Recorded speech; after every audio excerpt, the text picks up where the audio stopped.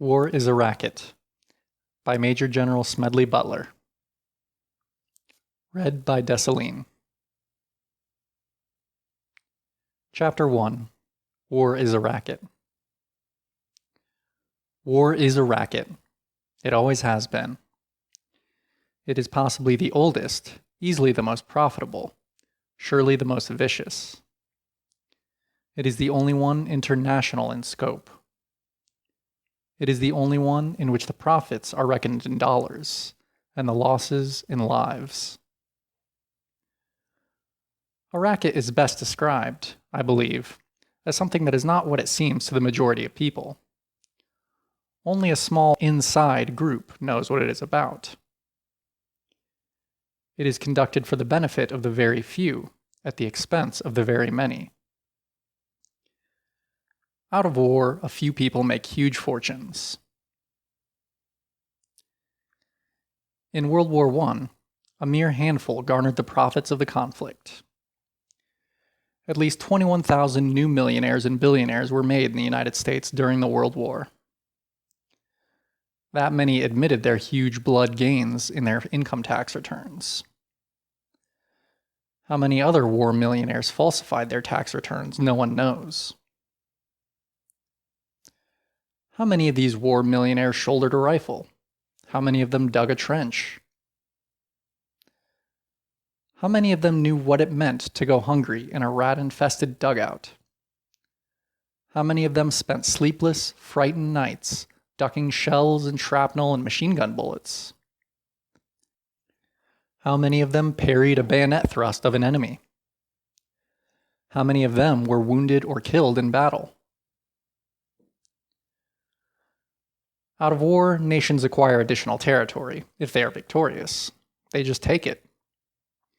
This newly acquired territory promptly is exploited by the few, the selfsame few who wrung dollars out of blood in the war.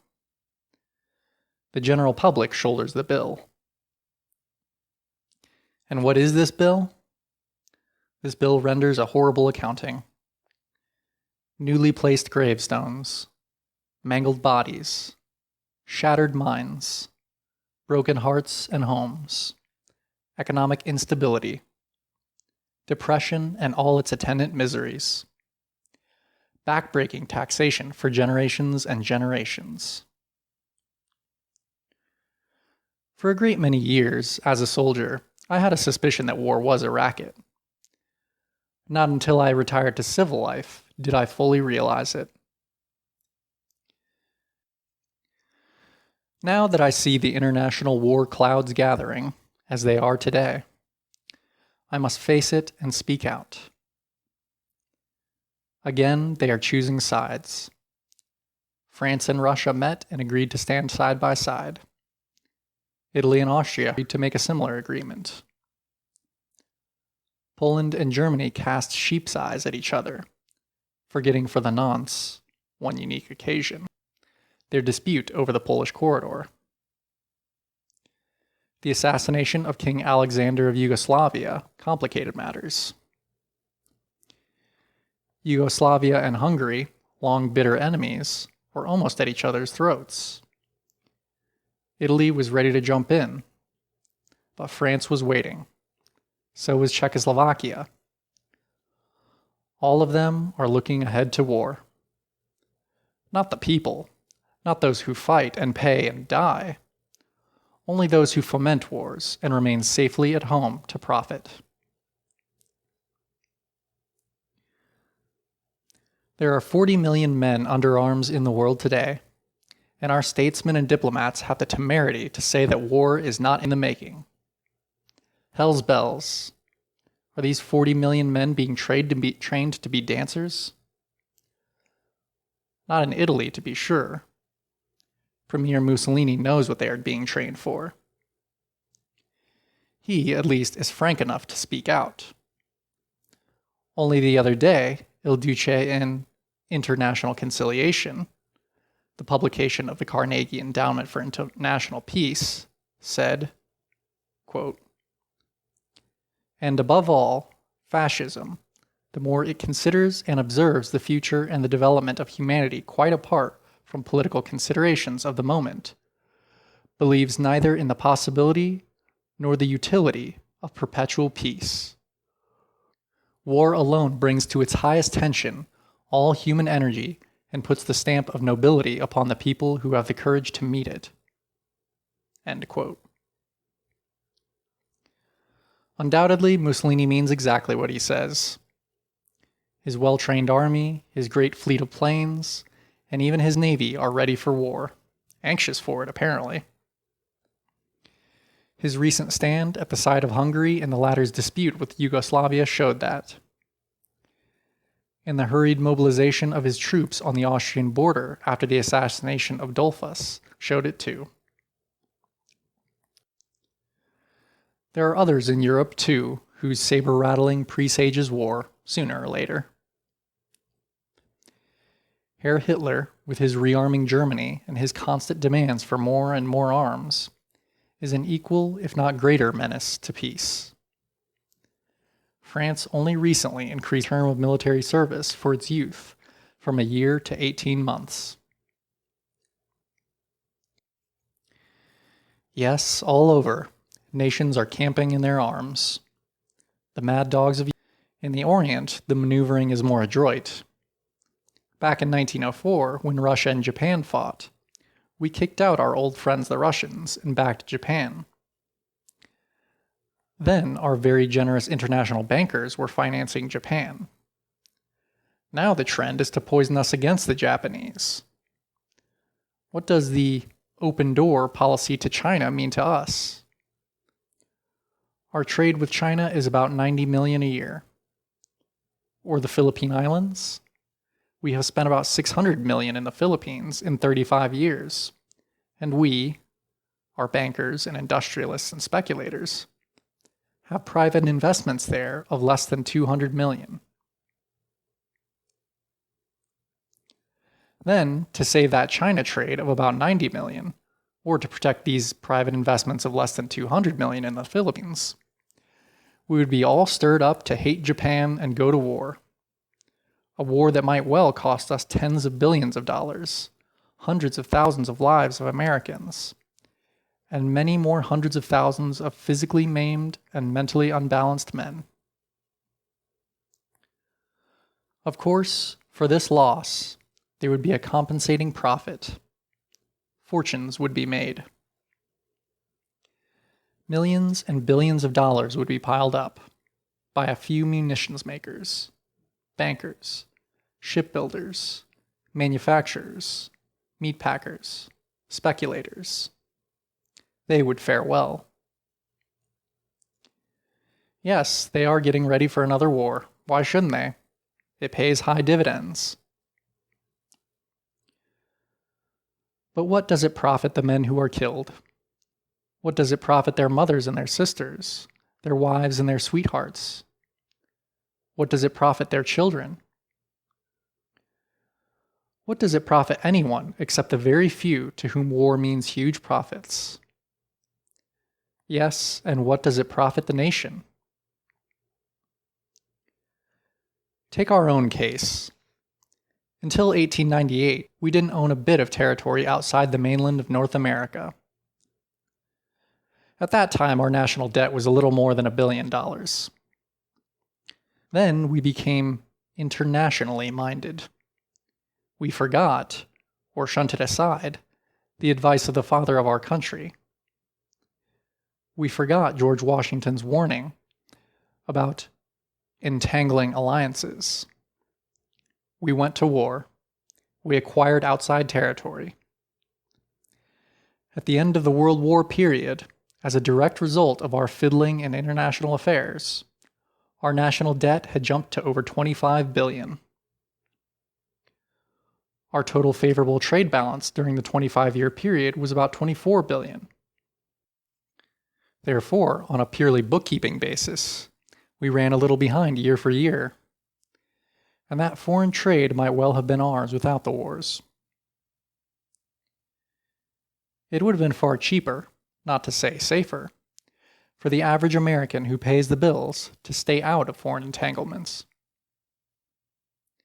For a very few, this racket, like bootlegging and other underworld rackets, brings fancy profits.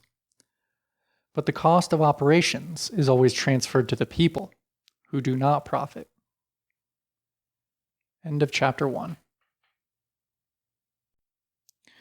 War is a Racket by Smedley Butler. Chapter 2. Who makes the profits? The World War, rather brief participation in it, has cost the United States some $52 billion. Figure it out. That means 400 to every American man, woman, and child. And we haven't paid the debt yet. We are paying it, our children will pay it, and our children's children probably still will be paying the cost of that war. The normal profits of a business concern in the United States are 6, 8, 10, and sometimes 12%. But wartime profits, that is another matter. 20, 60, 100, 300, and even 1800%. The sky is the limit. All that traffic will bear. Uncle Sam has the money. Let's get it. Of course, it isn't put that crudely in wartime. It is dressed into speeches about patriotism, love of country, and we must put our shoulders to the wheel. But the profits jump and leap and skyrocket, and are safely pocketed. Let's just take a few examples. Take our friends the DuPonts, the powder people. Didn't one of them testify before a Senate committee recently that their power won the war? Or saved the world for democracy or something? How did they do in the war? They were a patriotic corporation. Well, the average earnings of the DuPonts for the period 1910 to 1914 were $6 million a year. It wasn't much, but the DuPonts managed to get along on it. Let's look at their average yearly profit during the war years, 1914 to 1918. $58 million a year of profit, we find. Nearly 10 times that of normal times. And the profits of normal times were pretty good. An increase in profits of more than 950%. Take one of our little steel companies that patriotically shunted aside the making of rails and girders and bridges to manufacture war materials. Well, their 1910 to 1914 yearly earnings averaged $6 million. Then came the war. And like loyal citizens, Bethlehem Steel promptly turned to munitions making. Did their profits jump, or did they let Uncle Sam in for a bargain? Well, their 1914 to 18 average was $49 million a year. Or let's take United States Steel. The normal earnings during the 5-year period prior to the war were $105 million a year. Not bad. Then along came the war, and up went the profits.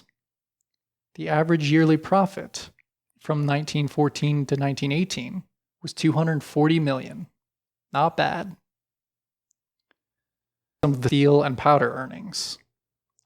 Let's look at something else. A little copper, perhaps. That always does well in wartime. Anaconda, for instance. Average yearly earnings during the pre-war years 1910 to 14 of $10 million. During the war years 1914 to 18, profits leaped to $34 million per year. Or Utah Copper, average of $5 million per year during the 1910 to 14 period, jumped to an average of $21 million yearly profits for the war period. Let's group these 5 with 3 smaller companies. The total yearly average profits of the pre-war period 1910 to 14 were $137,480,000. Then along came the war. The average yearly profits for this group skyrocketed to $408 million. a little increase in profits of approximately 200%. Does war pay? It paid them. But they aren't the only ones. There are still others. Let's take leather. For the 3-year period before the war, the total profits of the Central Leather Company were $3.5 million. That was approximately $1.167 million a year. Well, in 1916, Central Leather returned a profit of $15 million, a small increase of 1,100%. That's all.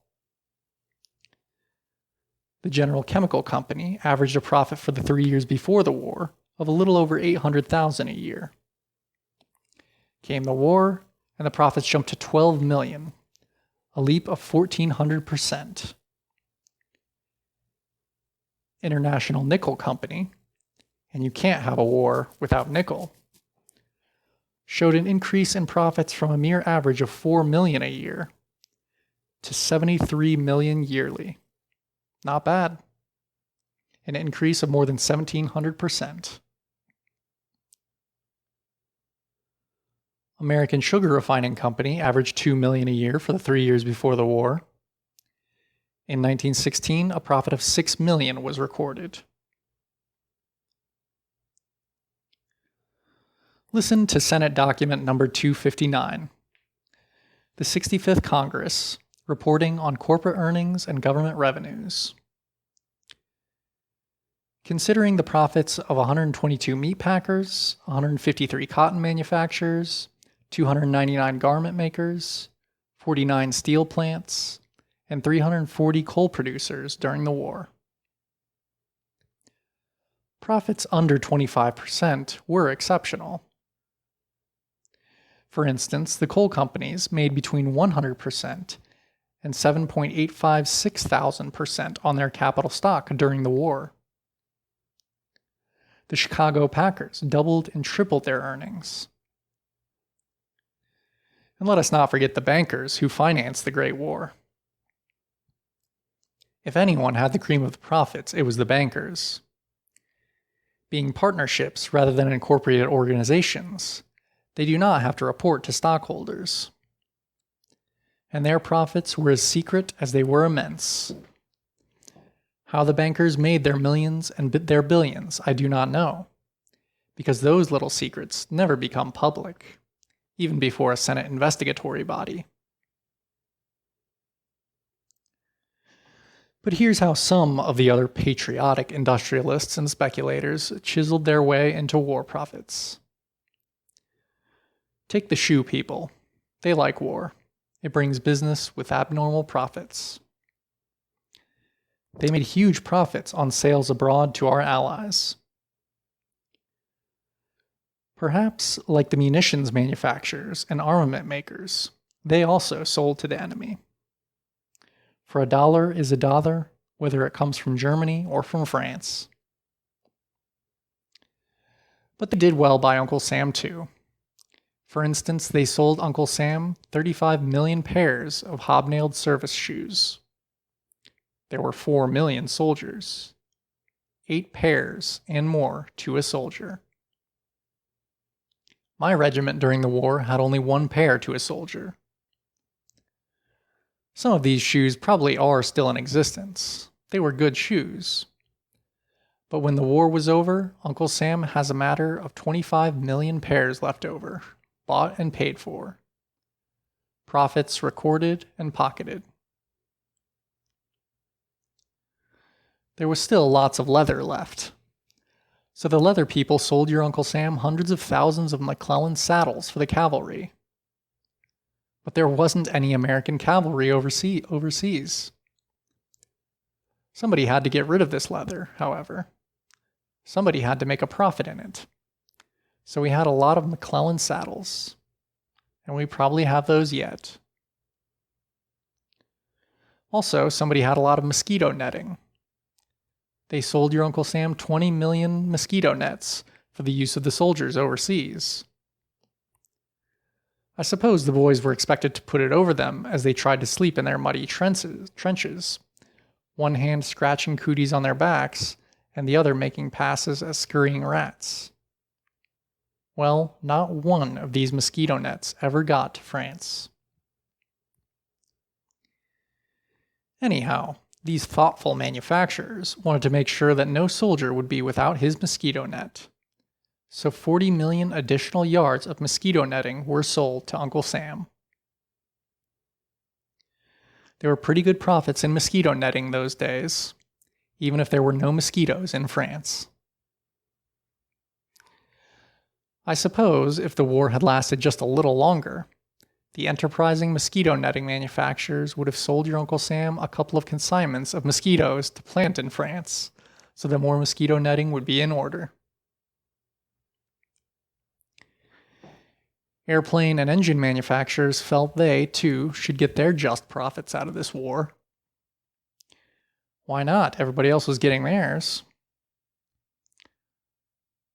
So $1 billion, count them if you live long enough, was spent by Uncle Sam in building airplane engines that never left the ground. Not one plane or motor, out of the $1 billion worth ordered, ever got into a battle in France. Just the same, the manufacturers made their little profit of 30, 100, or perhaps 300%. Undershirts for soldiers cost 14 cents to make, and Uncle Sam paid 30 to 40 cents for each of them. A nice little profit for the undershirt manufacturer. And the stocking manufacturer and the uniform manufacturers and the cap manufacturers and the steel helmet manufacturers all got theirs. Why, when the war was over, some 4 million sets of equipment, knapsacks, and the things that go to fill them, crammed warehouses on this side. Now they are being scrapped because the regulations have changed the contents. But the manufacturers collected their wartime profits on them, and they will do it all over again next time. There were lots of brilliant ideas for profit making during the war. One very versatile patriot sold Uncle Sam 12 dozen 48-inch wrenches. Oh, they were very nice wrenches. The only trouble was that there was only ever one nut that was made large enough for these wrenches. That is the one that holds the turbines at Niagara Falls. Well, after Uncle Sam had bought them and the manufacturer had pocketed the profit, the wrenches were put on freight cars and shunted all around the United States in an effort to find a use for them. When the armistice was signed, it was indeed a sad blow to the wrench manufacturer. He was just about to make some nuts to fit the wrenches. Then he planned to sell these too to your Uncle Sam. Still another had the brilliant idea that colonels shouldn't ride in automobiles, nor should they even ride on horseback. One has probably seen a picture of Andy Jackson riding in a buckboard. Well, some 6,000 buckboards were sold to Uncle Sam for the use of colonels. Not one of them was used. But the buckboard manufacturer got his war profit. The shipbuilders felt they could come in on some of it too. They built a lot of ships that made a lot of profit. More than $3 billion worth. Some of the ships were all right, but $635 million worth of them were made of wood and wouldn't float. The seams opened up, and they sank. We paid for them, though, and somebody pocketed the profits. It has been estimated by statisticians and economists and researchers that the war cost your Uncle Sam $52 billion. Of this sum, $39 billion was expended in the actual war itself. This expenditure yielded $16 billion in profits. That is how the 21,000 billionaires and millionaires got that way. This $16 billion in profits is not to be sneezed at. It is quite a tidy sum, and it went to a very few. The Senate Nye Committee probe of the munitions industry and its wartime profits, despite its sensational disclosures, hardly has scratched the surface. Even so, it has had some effect. The State Department has been studying for some time methods of keeping out of war. The War Department suddenly decides it has a wonderful plan to spring. The administration names a committee, with the War and Navy departments ably represented under the chairmanship of a Wall Street speculator, to limit profits in wartime. To what extent isn't suggested. Possibly the profits of 300 and 600 and 1600% of those who turned blood into gold in the World War would be limited to some smaller figure. Apparently, however, the plan does not call for any limitation of losses. That is, the losses of those who fight the war. As far as I have been able to ascertain, there is nothing in the scheme to limit a soldier to the loss of but one eye or one arm, or to limit his wounds to 1 or 2 or 3, or to limit the loss of life. There is nothing in this scheme, apparently, that says not more than 12% of a regiment shall be wounded in battle, or that not more than 7% in a division shall be killed. Of course, the committee cannot be bothered with such trifling matters. End of chapter 2. War is a Racket by Smedley Butler. Chapter 3. Who pays the bills? Who provides the profits, these nice little profits of 20, 100, 300, 1500, and 1800%? We all pay them, in taxation. We paid the bankers their profits when we bought Liberty bonds at $100 and sold them back at $84 or $86 to the bankers. These bankers collected 100 plus. It was a simple manipulation. The bankers control the security marts. It was easy for them to depress the price of these bonds. Then all of us, the people, got frightened and sold the bonds at 84 or 86%. The bankers bought them. Then these same bankers stimulated a boom, and government bonds went to par and above. Then the bankers collected their profits. But the soldier pays the biggest part of the bill. If you don't believe this, visit the American cemeteries on the battlefields abroad, or visit any of the veterans' hospitals in the United States.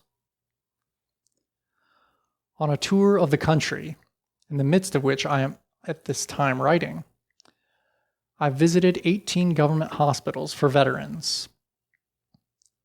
In them are a total of about 50,000 destroyed men who were the pick of the nation 18 years ago. The very able chief surgeon at the government hospital at Milwaukee, where there are 3,800 of the living dead, told me that mortality among veterans is 3 times as great as among those who stayed home. Boys with a normal viewpoint were taken out of the fields and offices and factories and classrooms and put into the ranks. There they were remolded. They were made over. They were made to about face, to regard murder as the order of the day. They were put shoulder to shoulder, and, through mass psychology, they were entirely changed. We used them for a couple of years and trained them to think nothing at all of killing or of being killed. Then, suddenly, we discharged them and told them to make another about face. This time, they had to do their own readjustment, without mass psychology, without officers' aid and advice, and with out nationwide propaganda. We didn't need them anymore. So we scattered them about without any 3-minute or Liberty Loan speeches or parades. Many, too many of these fine young boys are eventually destroyed mentally because they could not make that final about-face alone. In the government hospital in Marion, Indiana, 1,800 of these boys are in pens. 500 of them in a barracks with steel bars and wires all around outside the buildings and on the porches. These already have been mentally destroyed. These boys don't even look like human beings. Oh, the looks on their faces. Physically, they're in good shape, but mentally, they're gone. There are thousands and thousands of these cases, and more are coming in all the time. The tremendous excitement of the war, the sudden cutting off of that excitement. The young boys couldn't stand it. That's a part of the bill. So much for the dead, they have paid their part of the war profits. So much for the mentally and physically wounded, they are paying now their share of the profits. But the others paid too. They paid with heartbreak when they tore themselves away from their firesides and their families to don the uniform of Uncle Sam, on which a profit had been made.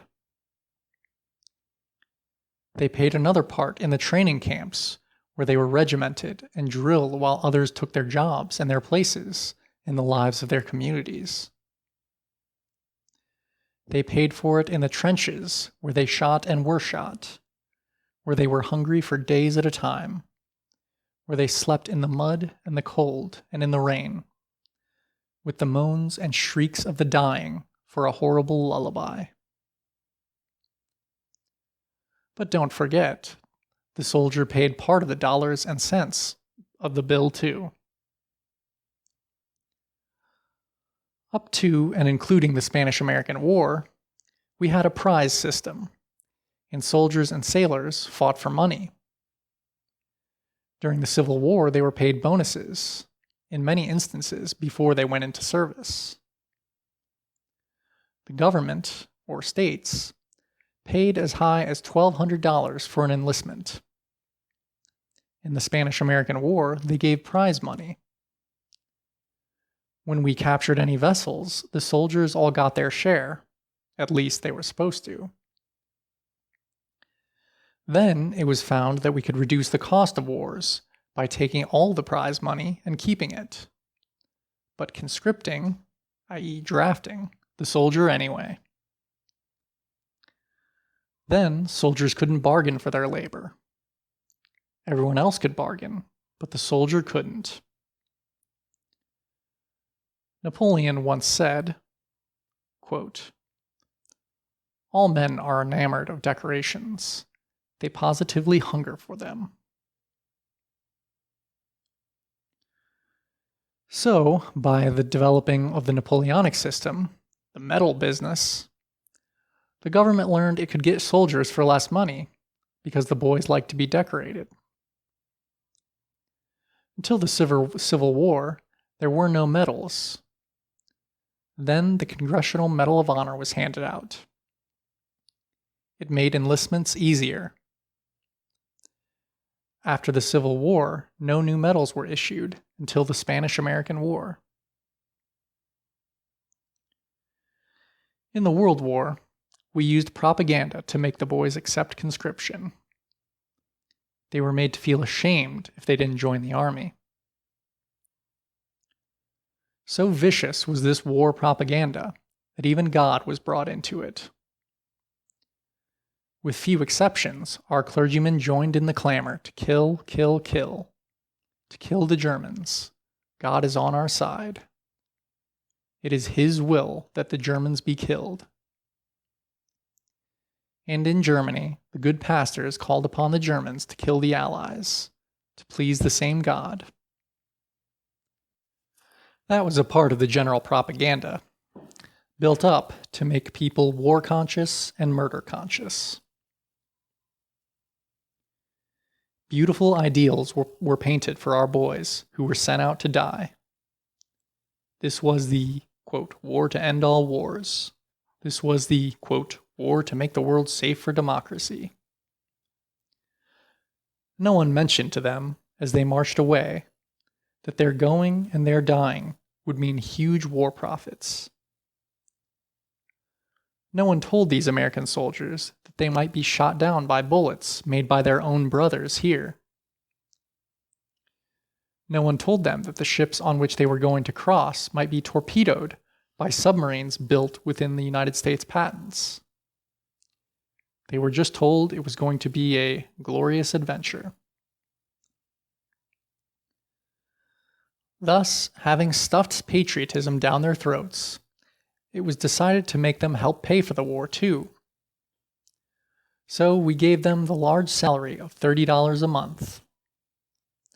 All they had to do for this munificent sum was to leave their dear ones behind, give up their jobs, lie in swampy trenches, eat canned willy when they could get it, and kill and kill and kill, and be killed. But wait! Half of that wage, just a little more than a riveter in a shipyard or a laborer in a munitions factory safe home made in a day, was promptly taken from him to support his dependents, so that they would not become a charge upon his community. Then we made him pay what amounted to accident insurance, something the employer pays for in an enlightened state. And that cost him $6 a month. He had less than $9 a month left. Then, the most crowning insolence of all, he was virtually blackjacked into paying for his own ammunition, clothing, and food by being made to buy Liberty bonds. Most soldiers got no money at all on paydays. We made them buy Liberty bonds at $100, and then we bought them back. When they came back from the war and couldn't find work, at $84 and $86. And the soldiers bought about $2 billion worth of these bonds. Yes, the soldier pays the greatest part of the bill. His family pays too. They pay it in the same heartbreak that he does. As he suffers, they suffer. At nights, as he lay in the trenches and watched shrapnel burst about him, they lay home in their beds and tossed sleeplessly. His father, his mother, his wife, his sisters, his brothers, his sons, and his daughters.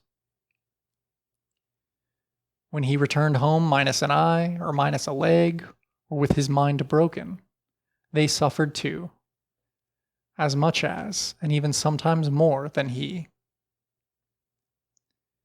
Yes, and they too contributed their dollars to the profits of the munitions makers and bankers and shipbuilders and the manufacturers and the speculators. They too bought Liberty bonds and contributed to the profit of the bankers after the armistice in the hocus pocus of manipulated Liberty bond prices.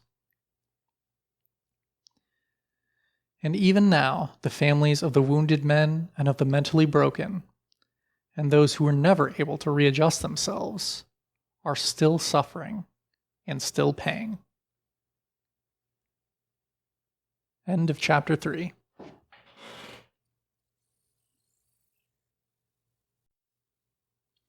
War is a Racket by Smedley Butler. Chapter 4.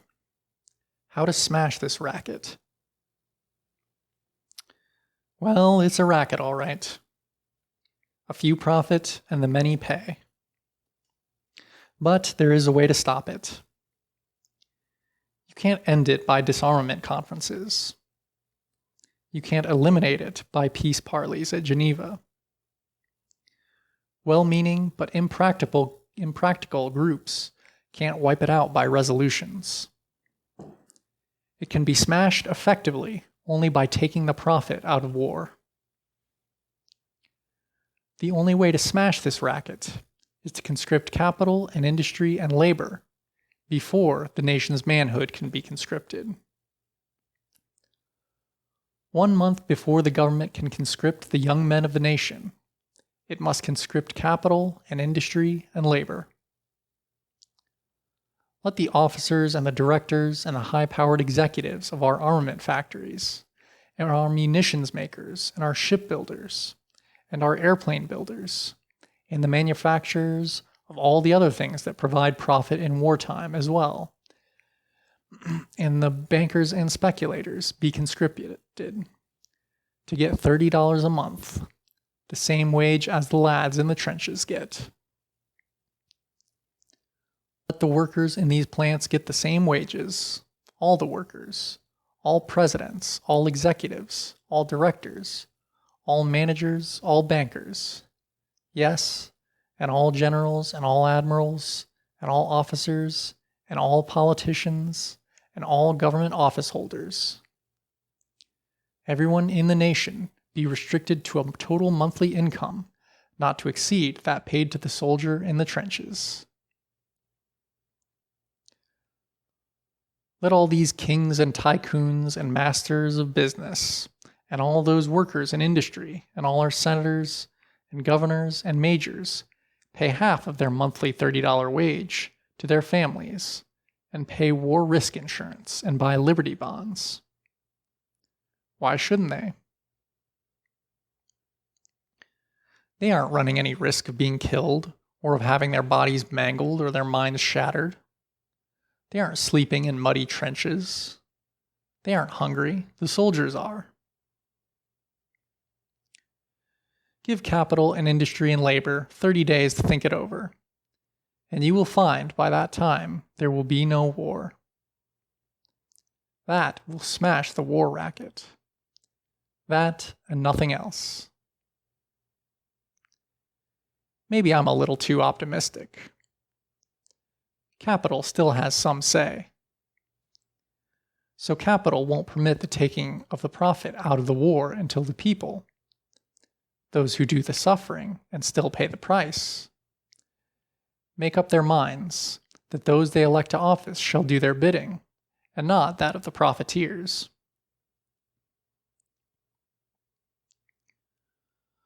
Another step necessary in this fight to smash the war racket is the limited plebiscite to determine whether a war should be declared. A plebiscite not of all the voters, but merely of those who would be called upon to do the fighting and dying. There wouldn't be very much sense in having a 76-year-old president of a munitions factory, or the flat-footed head of an international banking firm, or the cross-eyed manager of a uniform manufacturing plant, all of whom see visions of tremendous profits in the event of war, voting on whether the nation should go to war or not. They never would be called upon to shoulder arms, to sleep in a trench, and to be shot. Only those who would be called upon to risk their lives for their country should have the privilege of voting to determine whether the nation should go to war. There is ample precedent for restricting the voting to those affected. Many of our states have restrictions on those permitted to vote. In most, it is necessary to be able to read and write before you may vote. In some, you must own property. It would be a simple matter each year for the men coming of military age to register in their communities as they did in the draft during the World War and be examined physically. Those who could pass, and who would therefore be called upon to bear arms in the event of war, would be eligible to vote in a limited plebiscite. They should be the ones to have the power to decide, and not a Congress, few of whose members are within the age limit, and fewer still of whom are in physical condition to bear arms. Only those who must suffer should have the right to vote. A third step in this business of smashing the war racket is to make certain that our military forces are truly forces for defense only.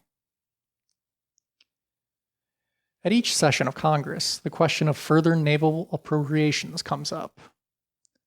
The swivel chair admirals of Washington, and there are always a lot of them, are very adroit lobbyists, and they're smart.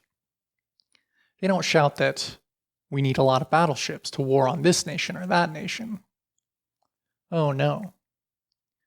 First of all, they let it be known that America is menaced by a great naval power. Almost any day, these admirals will tell you, the great fleet of this supposed enemy will strike suddenly and annihilate 125 million people just like that. Then they begin to cry for a larger navy. For what? To fight the enemy? Oh my, no. Oh no. For defense purposes only. Then, incidentally, they announce maneuvers in the Pacific. For defense. The Pacific is a great big ocean. We have a tremendous coastline on the Pacific. Will the maneuvers be outside of the coast 200 or 300 miles? Oh no. The maneuvers will be 2,000, yes, perhaps even 3,500 miles off the coast. The Japanese, a proud people, of course will be pleased beyond expression to see the United States fleet so close to Nippon's shores. Even as pleased as would be the residents of California, were they to dimly discern through the morning mist the Japanese fleet playing at war games off Los Angeles. The ships of our Navy, it can be seen, should be specifically limited by law to within 200 miles of our coastline. Had that been the law in 1898, the Maine would never have gone up to Havana Harbor. She never would have been blown up. There would have been no war with Spain, with its attendant loss of life. 200 miles is ample, in the opinion of experts, for defense purposes. Our nation cannot start an offensive war if its ships can't go further than 200 miles off the coastline. Planes might be permitted to go as far as 500 miles from the coast for purposes of reconnaissance. And the Army should never leave the territorial limits of our nation. To summarize, 3 steps must be taken to smash the war racket. 1. We must take the profit out of war. 2. We must permit the youth of the land who would bear arms to decide whether or not there should be war. 3. We must limit our military forces to home defense purposes. End of Chapter 4. War is a Racket by Smedley Butler. Chapter 5. To Hell with War. I am not a fool as to believe that war is a thing of the past. I know the people do not want war, but there is no use in saying we cannot be pushed into another war. Looking back, Woodrow Wilson was re-elected president in 1916 on a platform that he had kept us out of war, and on the implied promise that he would keep us out of the war. Yet, 5 months later, he asked Congress to declare war on Germany.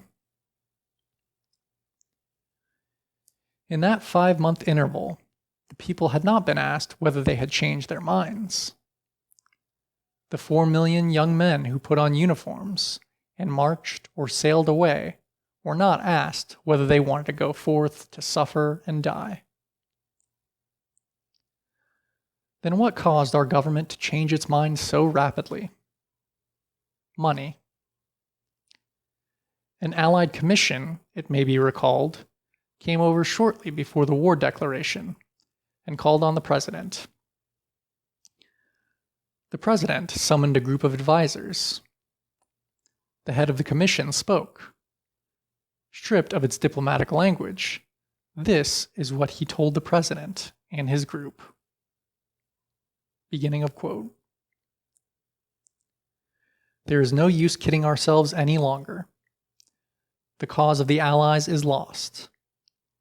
We now owe you, American bankers, American munitions makers, American manufacturers, speculators, exporters, $5 or $6 billion. If we lose, and without the help of the United States, we must lose, we, England, France, and Italy, cannot pay back this money, and Germany won't. So, end quote. Had secrecy been outlawed as far as war negotiations were concerned, and had the press been invited to be present at that conference, or had radio been available to broadcast the proceedings, America never would have entered the World War. But this conference, like all war discussions, was shrouded in utmost secrecy. When our boys were sent off to war, they were told it was a war to make the world safe for democracy, and a war to end all wars. Well, 18 years after, the world has less democracy than it had then. Besides, what business is it of ours whether Russia or Germany or England or France or Italy or Austria live under democracies or monarchies, whether they are fascists or communists? Our problem is to preserve our own democracy. And very little, if anything, has been accomplished to assure us that the World War was really the war to end all wars. Yes, we have had disarmament conferences and limitations of arms conferences. They don't mean a thing. One has just failed. The results of another have been nullified. We send our professional soldiers and our sailors and our politicians and our diplomats to these conferences. And what happens? The professional soldiers and sailors don't want to disarm. No admiral wants to be without a ship. No general wants to be without a command. Both mean men without jobs. They are not for disarmament. They cannot be for limitations of arms. And at all these conferences, lurking in the background, but all-powerful, just the same are the sinister agents of those who profit by war. They see to it that these conferences do not disarm or seriously limit armaments. The chief aim of any power at any of these conferences has not been to achieve disarmament, to prevent war, but rather to get more armament for itself and less for any potential foe. There is only one way to disarm with any semblance of practicability. That is for all nations to get together and scrap every ship, every gun, every rifle, every tank, every warplane. Even this, if it were possible, would not be enough. The next war, according to experts, will not be fought with battleships, not by artillery, not with rifles, and not with machine guns. It will be fought with deadly chemicals and gases. Secretly, each nation is studying and perfecting newer and ghastlier means of annihilating its foes wholesale. Yes, ships will continue to be built, for the shipbuilders must make their profits. And guns will still be manufactured, and powder and rifles will be made, for the munitions makers must make their huge profits. And the soldiers, of course, must wear uniforms, for the manufacturer must make their war profits too. But victory or defeat will be determined by the skill and ingenuity of our scientists. If we put them to work making poison gas and more fiendish mechanical and explosive instruments of destruction, they will have no time for the constructive job of building greater prosperity for all peoples. By putting them to this useful job, we can all make more money out of peace than we can out of the war, even the munitions makers. So I say, to hell with war. End of chapter 5, and end of War is a Racket by Smedley Butler.